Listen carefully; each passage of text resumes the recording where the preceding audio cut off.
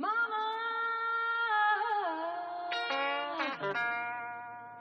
Mama, what did sister do to make you so ashamed?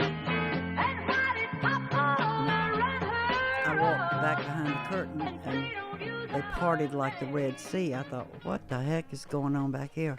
And then somebody came out and handed me a note.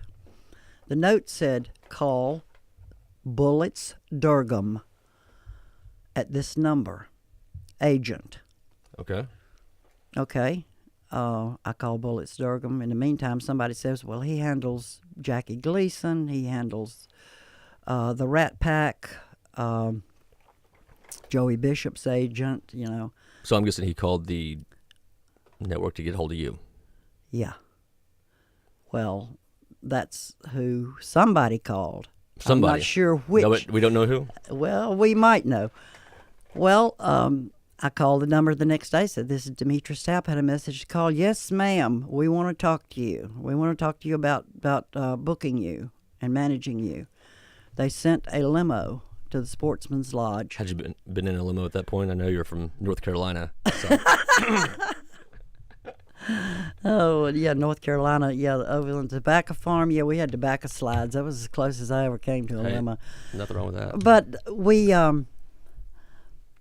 so, I mean, right away I know something's up. I mean, they sent in a limo. Why?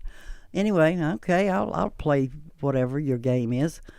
And I go over, and the secretary, Nancy, takes me back to Mr. Durgam's office. I'd never met him. Little short Jewish guy, little bald, just, you know, yes, ma'am, come, yeah, we need to talk to you. Well, after the initial chit-chat and introduction, he comes over and he puts a song chart, hands me, I'm sitting on this red leather couch. Everything's red leather. I mean, it's money. You can tell it's money. I haven't seen a red leather couch in I don't know how long, but that is definitely the style I would picture. This was an expensive office. He comes over and he hands me this piece of sheet music. He said, we got this song in mind. We saw you perform last night. Got this song in mind. Then he comes over, and this is all he's seen is me perform one song on an interview with Pat Boone. Comes over and he puts a movie script in my lap. He said, this movie is going to be shot and we'd like to work you into it. I thought, what the heck is going on here? Oh, yeah, why am I here? Why am I, Right. and who are you? why am I getting this kind of treatment? I mean, I don't get that in Nashville. I mean, you know, I don't get it anywhere else. Well, I'm sure it sounds like you've gotten pretty good treatment so far. Well, let me tell you. Now, this, I told you I had 2 or 3 stories going to break your heart. I'm looking at the song, and I'm looking at the movie script, and I'm thinking, holy moly. And he said, we want to get you signed to Reprise Records. Reprise Records was owned by Warner Brothers. Okay. I didn't know this, but Warner Brothers, and go back to New York now, Decca Records, who owned Brunswick, hated each other. Hated each Why is other. there so? Anyway, that's another story. There's a lot of animosity. I feel Hated like, in the music each industry. other, and I didn't know that. I said, well, I'm still under contract to Brunswick, and he told Nancy, receptionist, secretary, get in touch with Brunswick in New York. Get back to me. Well, she does that real quick. And he gets Bullets Durgam, little short guy, no taller than me. He gets up, and all of a sudden, he's pacing around his desk, smacking his little bald head. You know, Frankie's going to kill me. Frankie's going to kill me. I said, yeah, that's not good. he's just having himself a little hissy fit. Frankie's He's already lost his hair. I said, yeah. Prior to that, they had limoed me to the Brown Derby restaurant where all the movie stars had lunch. Okay. And we had lunch at the Brown Derby. I mean, I was given top treatment. It doesn't get any better than that. No. Yeah. And he's pacing around his desk, and he's saying, Frankie's going to kill me. Frankie's going to kill me. I said, who is Frankie, and why is he going to kill you? Is he mad at me? Sinatra. What? Frank Sinatra had told him to call the show and get that girl in your office and sign her. Wow. Now, Brunswick would not release me from my contract. Wow. And it went down the tubes. The whole business went down the tubes because Brunswick, That's a.k.a. Decca, would not release me from contract. So in order for you to... Well, I'm trying to think of why that was beneficial for them, but I can't think of it. Nothing. They hated each other. Okay. Brunswick was Decca, Reprise was Warner Brothers, and they hated each other for some stupid reason. I have no idea. It's just corporate business. Right. Well, if Warner Brothers thinks she's that good, we need to keep her. But what'd they do for you? Nothing. Exactly. So what Yeah, it was the just point? it was help kill a. I mean, I guess I was going to be opening for Sinatra in Vegas or somewhere. Good grief. I mean, that is sickening. Well, what do you do when you find yourself in those kinds of situations? I mean, back I then... had no choice. Oh, let me tell you this. The song that they laid on my lap in the movie script, the song was These Boots Are Made for Walking. Mm-hmm. And you remember who had the hit? Nancy Sinatra. Well, I guess you had to go with number 2 on that one. Yep. Number 2 Plan choice. B. And the movie was a Richard Burton, Elizabeth Taylor movie. I love Elizabeth Taylor. That was so close. Can you believe that? My I'm friend, kind of shocked right now. I just need a minute to take that in. That's... I've told my good friend Gene Calloway, by the way, sitting over here, thank you Yeah, thank you, Gene, for so letting much. us use your studio to do this. She's the And best. This place is awesome, by the way, guys. And it's great. Oh, my gosh. Gene's heard all my frustrating stories, and I mean, first of all, Frank Sinatra. Of course, he's Joey Bishop, the Rat Pack. Sinatra, Bishop, Sammy Davis Jr., Peter Lawford, Dean Martin. That was the pack. And Bullis Durgam handled them all. Oop, I didn't mean to slam the microphone. She's getting a little vocal here, Get a ladies little and gentlemen. vocal over here. I like it. Okay, Passion. I'm gonna She's still tell you got my the passion. last one. This is it. All right. This point, I just said I'd just take the car and just drive it off a cliff somewhere. Hit something hard, and I don't want to walk away from Oh this. God, hold on. Please excuse me. I was between labels. Get a call. I don't get a call. Bob gets the calls. He runs publishing companies, so they all know where he's located. He gets a call from A&M Records out of Los Angeles. Jerry Moss, the owners of A&M Records, which was big at the time. Jerry Moss, the M, and Herb Alpert, the A. A&M. Herb Alpert, the Tijuana Brass. They were hot back then. I mean, they were... You didn't get any bigger than that. Jerry calls Bob, who did all my negotiating, and calls me and says, Jerry Moss is interested. Let's fly to L.A. and have a meeting. You interested? Yeah, you know. What else are we doing right We've now? worn Nashville out. Okay. Yeah, so we go out and meet with Jerry at his and Herb Alpert's office. I even remember the street on La Brea. Oh, I remember this stuff, but anyway, I love it. he said, "Yeah, we want to sign you."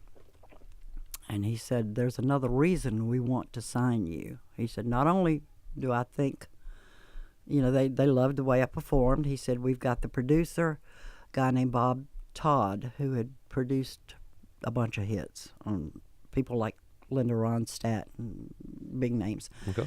He said, Herb's out of town, Herb Alpert. You know, here I am sitting in this office. He said, Herb's out of town. He said, but I'm going to show you something. He said, on Herb's desk, which was through the next door in that room over there, he said on his desk he keeps a stack of his favorite current 45s. And 45s are for You records. don't tell me you don't know what. No, I was saying 40 that some people might not know. No, I know. Yeah. I mean, you know, if you're a millennial, you don't know what a 45. Anyway, he keeps his 10 know what you favorite missed. current records on his desk in order of his preference. The top is number 1, and then goes down to the 10th favorite. He said, sit tight. He comes back in there with that stack of 10. He said, now remember, the top, his favorite song right now of all music out there is this one. And he turns it with his hand down and shows it to me. And it's my record of Lipstick Paint a Smile on Me. Oh, my gosh. Yeah, I heard you playing that earlier. Herb Alpert wanted me to sign with A&M and then go on the road with the Tijuana Brass. So it's number 3. That's number 4. 4. There's so many. I'm having a hard time keeping track of this. You have a math problem over there. Yeah. I'm telling you, one right after the other one, Bobby, is unbelievable. Well, if that wasn't, this is going to be great, man. The Tijuana Brass. Are you kidding me? Here we go. Anybody in Nashville would kill for any one of these options. Well, what happens within? We cut a great session. I did a pop version of a Merle Haggard song. Today I Started Loving You Again, and did it like nobody else. They actually asked me, what do you want to cut out there? Carrying some weight. Yeah, got the session done, got the release ready, and the Tijuana Brass breaks up, and they have never been again since. Now, it doesn't get any better than that. It doesn't get any bigger than that. And every dead gum one of them, something tripped it up. Well, I just want to go start beating people up at one radio station. You were. The record companies, yeah, that's not cool. But what'd you take out of all that? I mean, I feel like at that point you have to. It's like, what am I? What? I didn't know what to do. I'd done everything. How many people can stand in my way and block me? These are the biggest people in show business. Right. Herb Alpert, Frank Sinatra. Now, who'd you need to get a call from? You know what I mean? Like, who else could possibly have vouched for you? I was waiting a call from Jesus, but he never did. I never did get that one. More like hang in there, girl. I gave you some talent, use it. Well, after a while, Bob and I eventually had nothing to do with any of this. I was songwriting. Bob and I were writing songs continuously, and they were all getting cut by major artists. But we eventually parted ways. And 1975, I left. Somewhere around the same time, I think, that Willie Nelson, Waylon, Christopherson, all these people just finally had it with Nashville. A bunch of them took off for Texas, and I took off for Florida, I think. I'm not sure where I went. But must have had a good time if you can't remember. When you go through every major label except RCA, and I went to see Chet Atkins once, and I said, Chet, play this and tell me what to do. It was just Chet and I in his office, and he put the tape in and turned his back like he always does and closed his eyes. It's a good visual. Yeah, he doesn't want to see anything or hear anything. He's just listening. And when it finished, he wheeled around and looked at me and he said, Demetriss, don't you ever let anybody tell you you can't sing. I said, well, that's good enough for me. At least I'm not crazy. Because he'd heard all these stories. He knew what had happened to me.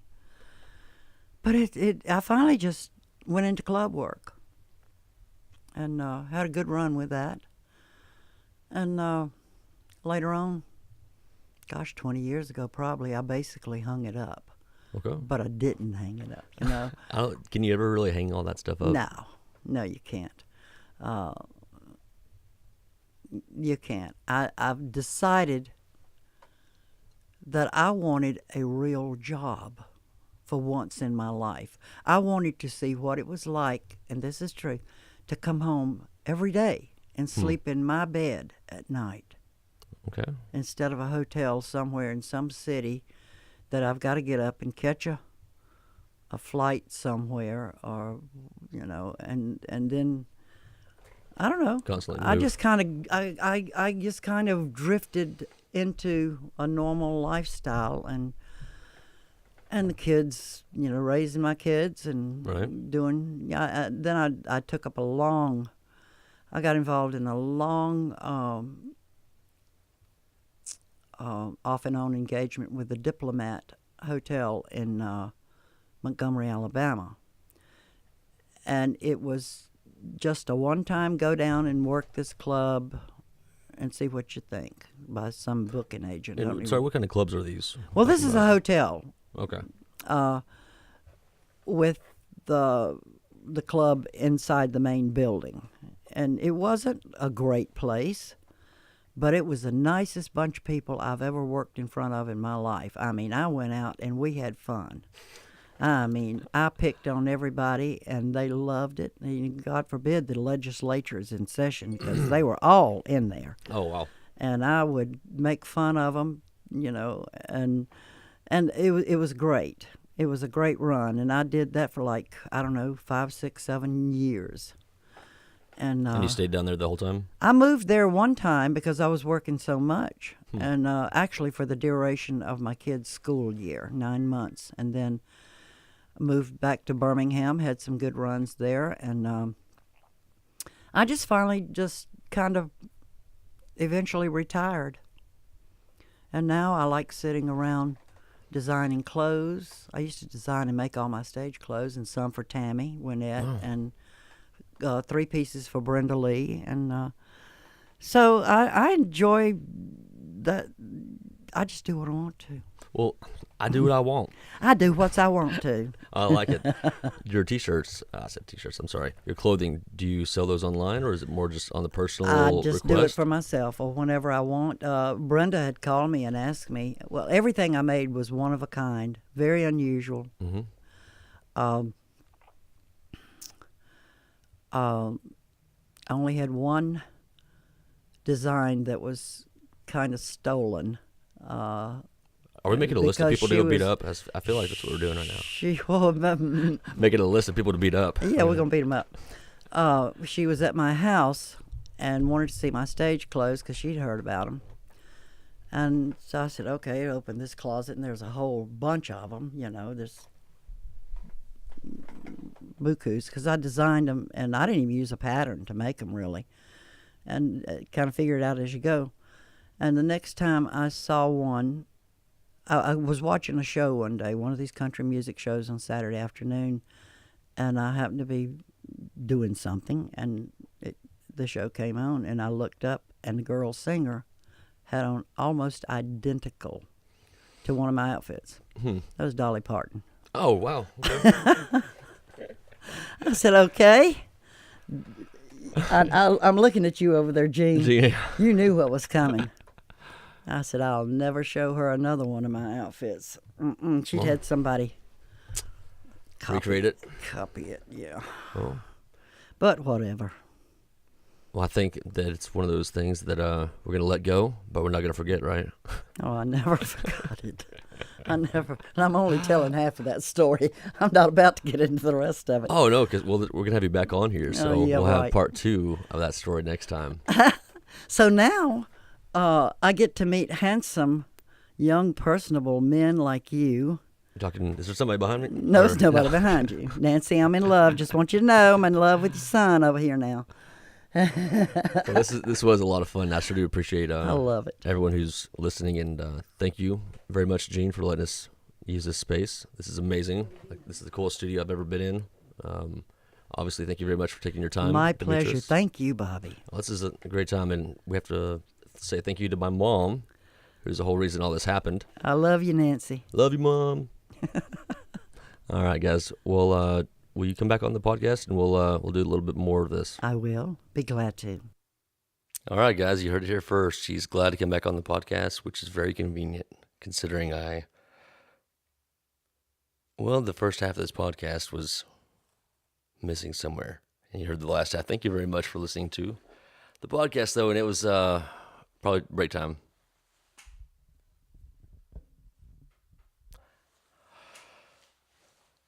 All right, guys, thank you very much for listening to the podcast. That was Demetriss Tapp's. Well, that was the second half of the stories. The first half are yet to be found. I guess we'll have to get her back on the podcast and have her tell those again. Demetriss, thank you so much for coming on the podcast. Gene, thank you for your hospitality. You can find Demetriss on YouTube.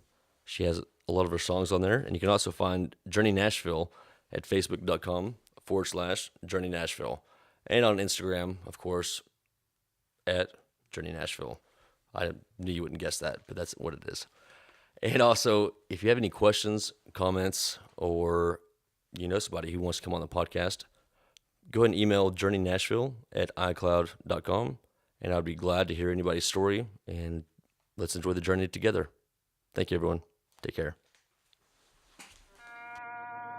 Mama, what did sister do to make you so ashamed? And why did Papa run her up and say don't use our name? It seems that when she needs us most, we shouldn't turn away. Mama, what did sister do to make you so ashamed?